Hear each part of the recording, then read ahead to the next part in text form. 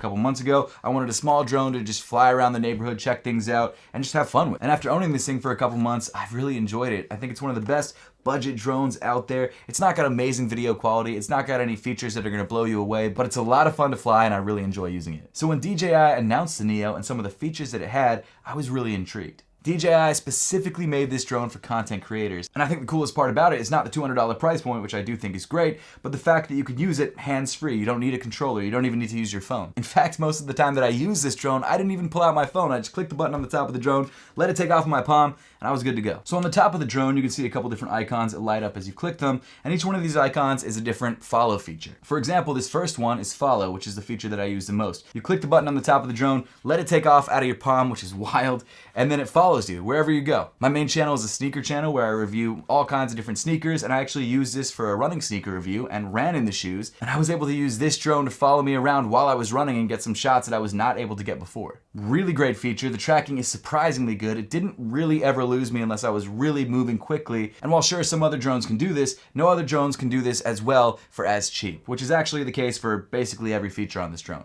In addition to follow, you've got the droney feature, or the selfie feature, they call it a droney, where the drone takes off, flies a little distance away from you, and then takes a shot. Next, you've got circle, which is exactly what it sounds like. The drone takes off and it circles around you. Very cool feature. I've actually used it when I was doing a photo shoot for a friend of mine. Looks really, really cool. After that, rocket. You've got rocket mode, where the drone just shoots up in the air. Didn't really use that one much. Spotlight's kind of cool.